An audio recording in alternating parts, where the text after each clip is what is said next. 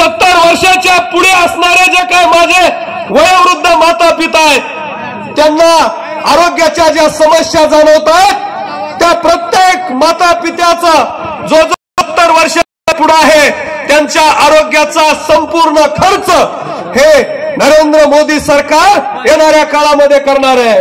आणि म्हणून आज आपण विकासाला साथ द्यायची का कुठेतरी भावनिक वातावरण होत आहे म्हणून आपण त्या ठिकाणी भावनिक होणार। आज मित्रांनो तुम्ही जर भावनिक झाला तर निश्चितपणे आपल्या उद्याच्या पिढीचं भविष्य हे धोक्यात येणार आहे। आज कोरोनाचा कालखंड झाला त्या कालखंडामध्ये आपल्या कुटुंबातील सुद्धा अनेक सदस्यांना कोरोनाची लागण झाली। आपण सर्वजण त्या कोरोनाग्रस्त असणाऱ्या आपल्या कुटुंबातील सदस्याला सुद्धा भेटत नव्हतो त्याला लांबून आपण त्या ठिकाणी औषध पाणी करत होतो कारण आपण त्यावेळेस भावनिक होत नव्हतो कारण आपल्याला माहित होतं की आज जर मी भावनिक झालो आणि माझ्याच कुटुंबातल्या सदस्याला कोरोना झालाय त्याला जर भेटलो तर मला सुद्धा कोरोना होईल मला कोरोना झाला तर अख्ख्या घराला कोरोना होईल आणि माझं कुटुंब अडचणीत येईल म्हणून त्यावेळेस तुम्ही भावनिक झाला नाही तुम्ही लांबून त्याला औषध उपचार दिला परंतु भावनिक झाला नाही का भावनिक झाला नाही तर तुम्हाला तुमचं कुटुंब डोळ्यासमोर दिसत होतं तुम्हाला तुमच्या मुलाचं भविष्य डोळ्यासमोर दिसत होतं परंतु आज तुम्ही कोणतरी भावनिक करताय म्हणून मित्रांनो तुम्ही आज सुद्धा भावनिक होऊ नका तुम्हाला तुमचं कुटुंब डोळ्यासमोर ठेवा कुटुंब डोळ्यासमोर ठेवून तुमच्या पिढीचं भविष्य डोळ्यासमोर ठेवा भावनिक होऊन कोणते प्रश्न सुटत नाहीत। आज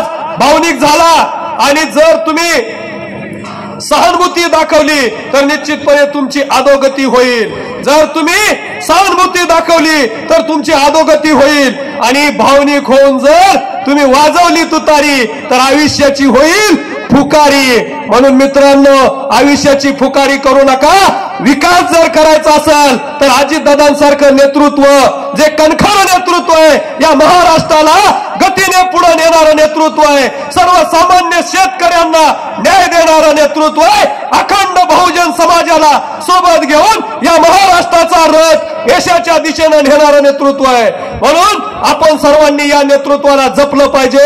अरे लाख मेले तरी चालतील पण अजितदादांसारखा लाखाचा पोशिंदा टिकला पाहिजे आणि म्हणून उद्याच्या 7 तारखेला आपल्याला घड्याळ चिन्हासमोरील बटन दाबून मतदान करायचंय।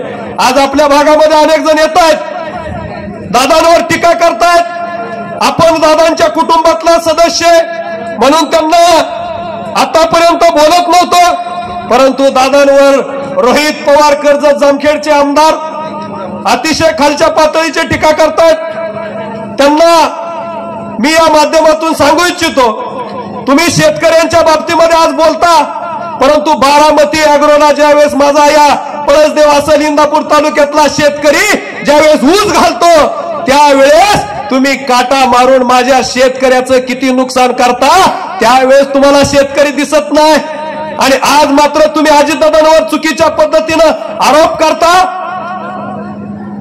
म्हणून तुमचं जे चाललेलं जे काय राजकारण आहे ते निश्चितपणे या इंदापूर तालुक्यातल्या स्वाभिमानी जनतेनं आणि बारामती लोकसभा मतदारसंघातील जनतेनं ओळखलेलं आहे। आज आमच्या माढा माळशिरस तालुक्यातून सुद्धा या ठिकाणी एक कार्यकर्ता येतो अजितदादांना म्हणतो की मीच तुम्हाला राष्ट्रवादी काँग्रेस पक्षातून काढून टाकीन मी पक्षाचा फाउंडर सदस्य आहे। ते माळशिरसचे उत्तमराव जानकर त्या उत्तमराव जानकरांना 2019 ला अजितदादांनी तिकीट दिलं अजितदादांनी सगळी ताकद दिली परंतु मोहित्याच्या मांडीला मांडी लावून बसले की लगेच त्यांनी इकडे येऊन अजितदादांवर आरोप करायला सुरुवात केली। अरे ज्या माळशिरस तालुक्यातल्या सर्वसामान्य शेतकऱ्यांनी 75 वर्ष त्या मोहिते खोटलांच्या विरोधामध्ये संघर्ष केला पै जमा केली आणि चांदापुरी साखर कारखाना उभा करायला उत्तम जानकरांना मदत केली त्या उत्तमराव जानकरांनी चांदापुरी सहकारी साखर कारखाना हा विकून टाकला आणि ज्या माझ्या शेतकऱ्यांनी आपल्या शेतीच्या सातबाऱ्यावरती बोजा चढवून त्या कारखान्याला मदत केली, त्या शेतकऱ्यांना वाऱ्यावर सोडून तुम्ही मोहिते पाटलांच्या मांडीला मांडी लावली की तुम्ही आमच्या नेत्यांवर जर आरोप करत असाल तर उत्तमराव जानकर साहेब, माळशिरस तालुक्यामध्ये आम्हाला पण संपर्कात असणारे खूप मतदार आहेत. तुमचं जे स्वप्न 2024 ला विधानसभेचं, जर तुम्ही या भागामध्ये पुन्हा आला आणि अजित दादांवर जर बेताल वक्तव्य केले तर तुमचं असणारं स्वप्न हे अधुरं ठेवल्याशिवाय आम्ही सुद्धा राहणार नाही. म्हणून येणाऱ्या काळामध्ये जर अजितदादांच्या बाबतीमध्ये चुकीचे आरोप केले तर जशाच तसं आम्ही उत्तर देऊ. आपण सर्वांनी 15 वर्ष या भागामध्ये लोकसभेच्या माध्यमातून विद्यमान खासदारांना प्रचंड मताधिक्याने निवडून दिलं. विद्यमान खासदाराने कोणतं काम आपल्या या तालुक्यामध्ये केलं? खासदार गेल्यानंतर संसदेमध्ये प्रश्न मांडत असतो आणि संसदेमध्ये अनेक प्रश्न असे असतात की जे आपल्या या गोरगरीब जनतेच्या हिताचे निर्णय घेण्याचे असतात. पलीकडे माड्यामध्ये उभा राहिलेले आता रणजितसिंह नाईक निंबाळकर यांनी केंद्र सरकारच्या माध्यमातून माळशिरस असेल, सांगोला असेल, फलटण असेल, दहिवडी असेल, या भागामध्ये केंद्राचा निधी आणून पाण्याचं जाळं निर्माण करण्याचं काम केलं.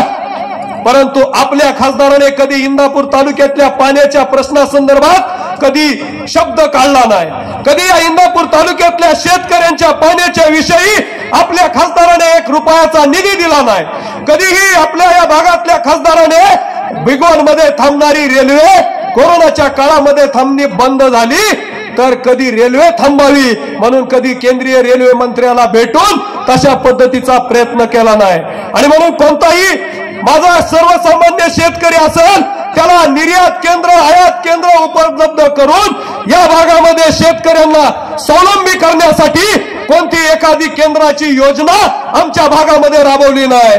माझ्या दीन दलित कष्टकरी बेरोजगार असणाऱ्या तरुणांना रोजगार उपलब्ध व्हावा म्हणून तुम्ही कधी इथं राष्ट्रीय प्रकल्प एखादा उभा करून माझ्या बेरोजगार तरुणांना न्याय मिळेल असा कधी प्रयत्न केला नाही. आणि म्हणून तुमचं काम हे फक्त आता आबांनी सांगितलं तसं सेल्फी काढून मित्रांनो आपलं पोट भरणार नाही. आपल्या भागातले रस्ते, आपल्या भागातल्या तरुणांना रोजगार, आपल्या शेतीच्या पाण्याचा प्रश्न हा जर आपल्याला मिटवायचा असेल तर आपल्याला अजितदादांसारखं नेतृत्व हे महाराष्ट्रामध्ये जे पुढे येत आहे, बहुजन समाजाला बरोबर घेऊन अजितदादांनी राष्ट्रवादी काँग्रेस आणि आपले भारतीय जनता पार्टी महायुती बरोबर जाण्याचा निर्णय घेतला. अजितदादांनी ज्या वेळेस महायुती बरोबर जाण्याचा निर्णय घेतला त्यावेळेस जे मंत्रिमंडळ दादांनी निर्माण केलं त्या मंत्रिमंडळामध्ये आपण जर बघितलं तर अजितदादांनी सगळ्या जाती धर्माच्या कार्यकर्त्यांना बरोबर घेऊन सरकारमध्ये सहभाग घेतला. आज ज्या वेळेस मंत्रिपदाची शपथ झाली त्यावेळेस छगन भुजबळ साहेब यांना मंत्री करण्यात आलं.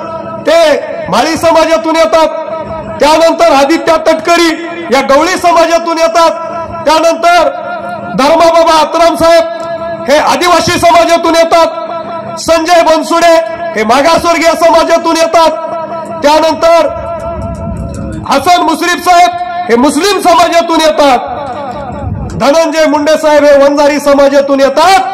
अशा असंख्य सहकार्यांना बरोबर घेऊन प्रत्येक जाती धर्माच्या कार्यकर्त्यांना न्याय देण्यासाठी अजितदादांनी त्या ठिकाणी प्रयत्न केला. धनगर समाजाला मंत्रिमंडळामध्ये स्थान देता आलं नाही म्हणून 75 वर्ष जो धनगर समाजाचा प्रतिनिधी लोकसभेमध्ये जायला पाहिजे होता परंतु त्यांना न्याय देता आला नाही म्हणून दादांनी परभणी लोकसभा मतदारसंघातून राष्ट्रवादी काँग्रेस पक्षाच्या कोट्यातून राष्ट्रवादी काँग्रेस पक्षाच्या कोट्यातली जागा आदरणीय महादेव जानकर साहेबांना परभणीतून दिली. सगळी शक्ती जानकर साहेबांच्या मागे उभा केली आणि 75 वर्षाच्या नंतर लोकसभेमध्ये धनगर समाजाचा खासदार गेला पाहिजे ही भावना जपणारं नेतृत्व म्हणजे अजितदादांचं नेतृत्व आहे.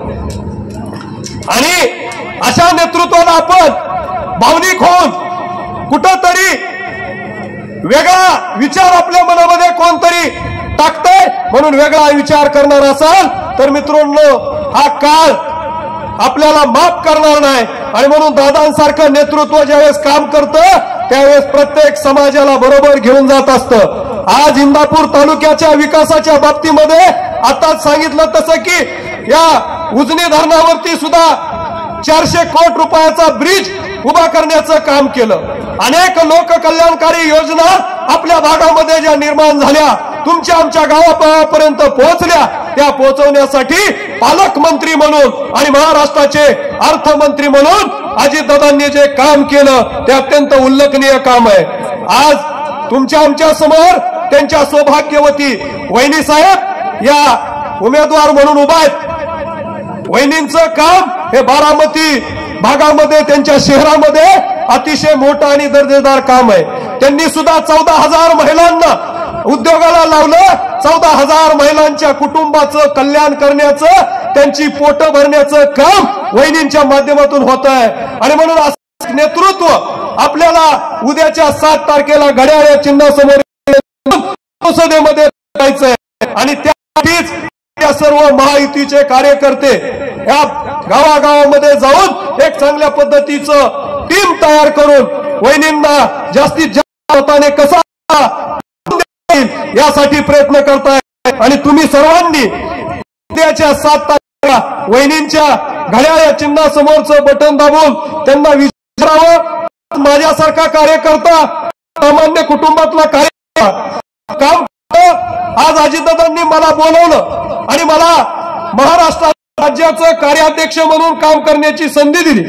आज तरंगवाडीच्या माळावर जन्मलेला एका मेंढपाळाच्या कुटुंबातला पोरगा त्याला अजितदादांनी आत्ताच लोकसभेच्या याच्यामध्ये महाराष्ट्राचा स्टार प्रचारक म्हणून पुढे घेतलं। काय असं नेतृत्व असावं लागतं की जी महाराष्ट्रावर काम करणारी पोरं त्यांच्या सुद्धा हाताला धरून समाजाच्या प्रवाहामध्ये आणणारं काम करणारी नेतृत्व उभी करण्याचं काम दादांनी केलं। आणि म्हणून असं नेतृत्व मित्रांनो तुम्हाला आम्हाला मिळालेलं वरदान आहे आणि हे नेतृत्व जपलं पाहिजे। लाख मेले तरी चालतील पण लाखाचा पोशिंदा टिकला पाहिजे। या आपण सर्वजण येणाऱ्या काळामध्ये काम करू, अजितदादांचा हात बळकट करू आणि त्यासाठी तुम्ही सर्वांनी 7 तारखेला घड्याळ चिन्हासमोरचं बटन दाबून वहिनींना प्रचंड मताने विजयी करावा अशी विनंती करतो। आणि तुम्ही राष्ट्रवादी काँग्रेस पक्षाचं चिन्ह आपल्या सर्वांना माहिती ना? काय चिन्ह आहे? काय अजितदादाचं चिन्ह काय? जोरात सांगायला का कसला आवाज तुमचा पाहिजे? अजितदादांचं चिन्ह काय? अजितदादांचं चिन्ह काय? राष्ट्रवादीचं चिन्ह काय? सुनित्रा वहिनींचं चिन्ह काय? शेतकऱ्यांची चिन्ह काय? आणि मित्रांनो याच घड्याळासमोरचं बटन आपण सर्वांनी 7 तारखेला वहिनीला निवडून द्यावी अशी विनंती करतो आणि या ठिकाणी थांबतो। यानंतर भारतीय जनता पार्टी